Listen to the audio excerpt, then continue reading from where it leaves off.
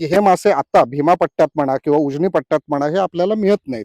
हे मासे आम्ही कुठले आंबोली मासे? यामध्ये खदरे आहे, नंतर नकटा आहे, बोबरी आहे, कवडस आहे, असे जाती ह्या जातीचे मासे हे कायमचे नष्ट झालेले आहेत.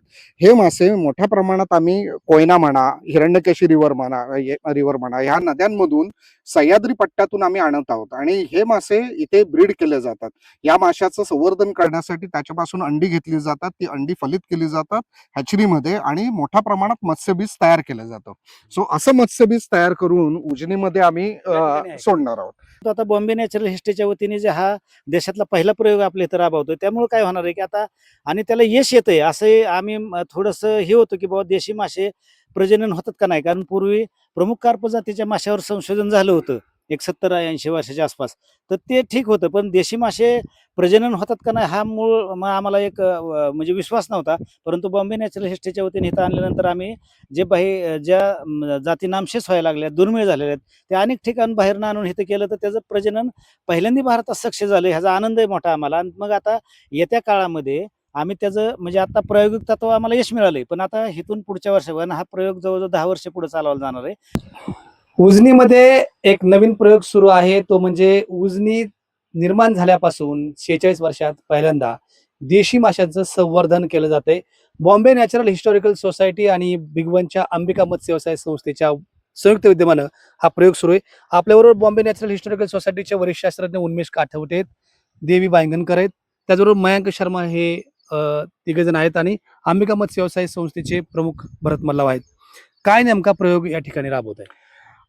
उजनीमध्ये आम्ही वेटलँड इको रिस्टोरेशन आणि फिशरीज डेव्हलपमेंट हा प्रोग्राम आम्ही आता म्हणजे गेली 1 वर्ष झाला हा राबवतोय. या प्रकल्पाअंतर्गत भरपूर उपक्रम राबवतोय की परकीय मासे काढून टाकणं, देशी माशांचं संवर्धन करणं, परकीय प्रजाती माशांच्या असून दे, झाडांच्या असून दे या काढून टाकणं आणि स्थानिक मत्स्य प्रजाती आणि झाडांच्या प्रजाती आणणं.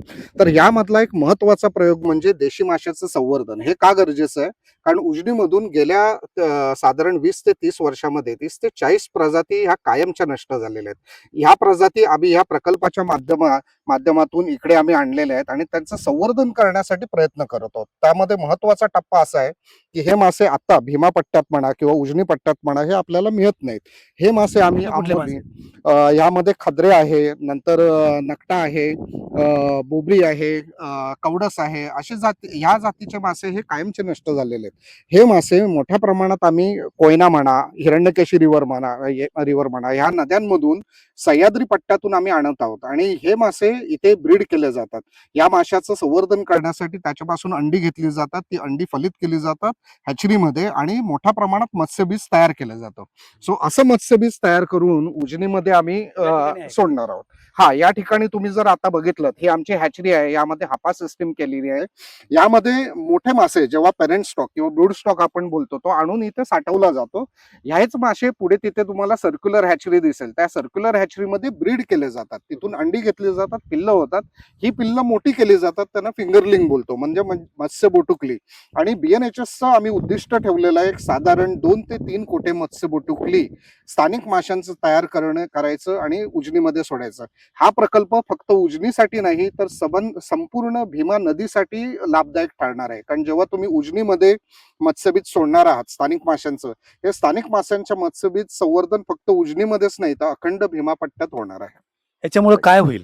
तुम्ही गेले अनेक वर्ष इथं काम करताय. उजनी जलाशयात आम्ही जवळजवळ म्हणजे 35 वर्षापासून आमची लढाई. उजनी जलाशयात काय झालं की प्रचंड प्रमाणात प्रदूषण वाढलंय, लहान जाळ्याचा वापर होतोय, त्यामुळे लहान मासे सगळे मारले गेलेत. त्याच्यामुळं आमच्या माहितीनुसार 30-40 जाती तर नामशेष झालेत, काही दुर्मिळ झालेले आहेत. त्या म्हणजे तांबरे असेल, खादरे असेल, वाम, मरळ, आहेर, नकटा, तांबऱ्या घेतलाच नाव, अशा विविध जातीचे आमचे मासे नष्ट झालेले होते. 28 वर्षामध्ये हा जर काळ पाहिला तर पूर्वी हे सगळे मासे आम्हाला मिळायचे, पण सध्याच्या पिढीला सुद्धा ते मासे माहीत नाहीत. एवढे मासे ते नामशेष आणि दुर्मिळ झालेत.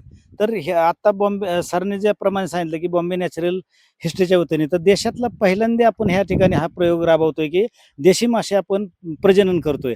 त्याचा फायदा काय होणार आहे की आता सध्या उजनीमध्ये फक्त चिलापी, मांगूर, सकर ह्या जातीचं साम्राज्य आहे की जे ह्या जाती घातक आहेत. एकदम घातक आहेत.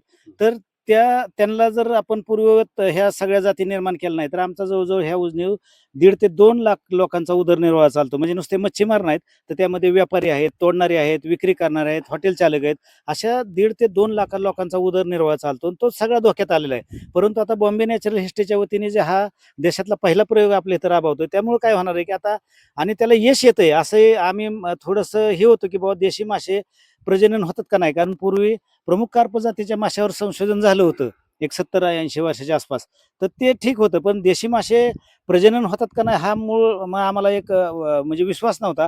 परंतु बॉम्बे नॅचरल हिस्ट्रीच्या वतीने इथं आणल्यानंतर आम्ही ज्या जाती नामशेष व्हायला लागल्या, दुर्मिळ झालेल्या आहेत, त्या अनेक ठिकाण बाहेरनं आणून इथं केलं तर त्याचं प्रजनन पहिल्यांदा भारतात सक्सेस झालं. ह्याचा आनंद आहे मोठा आम्हाला. आणि मग आता येत्या काळामध्ये आम्ही त्याचं म्हणजे आता प्रायोगिक तत्व आम्हाला यश मिळालंय, पण आता इथून पुढच्या वर्षापर्यंत हा प्रयोग जवळजवळ 10 वर्ष पुढे चालवला जाणार आहे. तर त्याच्यामध्ये मग आम्ही हे सगळे देशी मासे सोडणार आहे. कारण देशी मासे खरंच चवीला म्हणजे जे बाहेरच्या देशात, राज्यात, परदेशात सुद्धा ह्या देशी माशांना आपल्या मागणी आहे आणि ते पौष्टिक आहे खरं खाण्याला. हे चिलापी, मांगूर वगैरे हे आरोग्यालाच चांगले नाहीत. असे मासे आपण रोज खातात लोकं. तर त्यामुळं आता ह्या माध्यमातून आम्हाला परत त्या जाती मिळतील आणि परत आमच्या सगळ्या लोकांना पूर्वीचे दिवस येतील असं आम्हाला वाटतं. त्या प्रक्रियेत जे शास्त्रज्ञ आहेत त्यापैकी देवी वांगणकर आपल्याबरोबर मॅडम, साधारणपणे मला एक सांगा की रोहू कटला मृगलचं जे ब्रीड आहे म्हणजे मत्स्यबीज आहे ती तयार करायची पद्धत सगळ्यांना माहीत आहे, परंतु देशी माशांच्या बाबतीत काही समस्या आल्या का? समस्या म्हणजे हे, की आता मी जे घेतले आहेत 12 प्रजाती, त्याच्यातले आम्ही एक-एक करून त्याला ब्रीड करत आहोत आणि प्रत्येकाचं प्रोटोकॉल बघायला गेलं तर आम्हाला सेट करावं लागतं. कारण की प्रत्येकाचं ब्रीडिंग पॅटर्न आणि त्याचे अंडी वाढ वगैरे हे सगळं वेगळं आहे. तर आम्हाला प्रत्येक तासाला रीडिंग घ्याव्या लागतात. वॉटर क्वालिटी पॅरामीटर बघावं लागतात. त्याचं कोणत्या सर्क्युलर हॅचरीने वाढतायत, की हाप्यामध्ये वाढतायत, की ओपन पॉन्डमध्ये वाढतात. हे प्रत्येक आम्हाला वेगवेगळ्या जाती जे आहेत माशांचे ते त्याचे वेगवेगळे दिसण्यात येत आहेत. खरं तर देशी माशांचं ज्यावेळेस प्रजनन आपण करतोय तर तो कन्सेप्टच वेगळा आहे. तो नॅचरली होईल तो वेगळा, पण आपण थोडंसं कृत्रिम करतोय. अशा वेळी मॉर्टिलिटी म्हणजे मृत्यूचं प्रमाण बीजाचं काय वाढतंय का? अ, जेव्हा आपण फर्स्ट टाईम आपण प्रयत्न करत आहोत, तर त्याच्यात आम्हाला सक्सेस मिळत पण आहेत आणि नाही पण मिळत होतं. पण त्या जिकडे नाही मिळत आहे सक्सेस, तेव्हा कळतं की काय कारण आहे त्याचं मॉर्टॅलिटी रेटचं. तर त्याच्यामध्ये आम्हाला कळतं की हे केल्याने आपण नाही करू रोखता शकत येईल. बरोबर आणि दुसरं केल्याने की हे आपण त्या हिशोबाने आपण पॅरामीटर सेट करत आहोत. आपल्यावर मयंक शर्मा शर्मा आहे राजस्थानचे. अ, ये सब करते हुए क्या लगा आपको?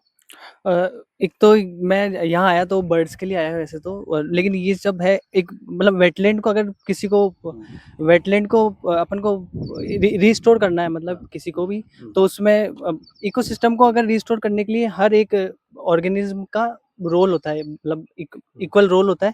तो उसी के लिए फिश भी एक बहुत इम्पोर्टेंट रोल प्ले करती है। और जैसा कि यहाँ पे पहले ही फिश की पॉपुलेशन बहुत है, रोहू कटला मृगल है, लेकिन हर एक स्पीसीज अपना एक इम्पोर्टेंट अपना एक नीच रखती है और वो अपना रोल प्ले करती है। इसलिए जो यहाँ की नेटिव फिश स्पीसीज है वो इकोसिस्टम को मेंटेन करने के लिए बहुत इंपॉर्टेंट पार्ट मतलब रोल है। सो ये जो फिशेज है जो हमने 12 लिए जो अब एंडेंजर्ड है, क्रिटिकली एंडेंजर्ड है, जो खत्म होती जा रही है, तो इनको बचाने का भी काम बहुत ज़रूरी है। और ये मेरे लिए भी नया एक्सपीरियंस है, क्योंकि अगर बर्ड्स की बात करें तो बर्ड्स के साथ साथ ये उनसे रिलेटेड ही है, मतलब एक इकोसिस्टम का पार्ट है, तो इनको बचाना भी बहुत जरूरी है। खूप चांगलं सांगितलं यानं.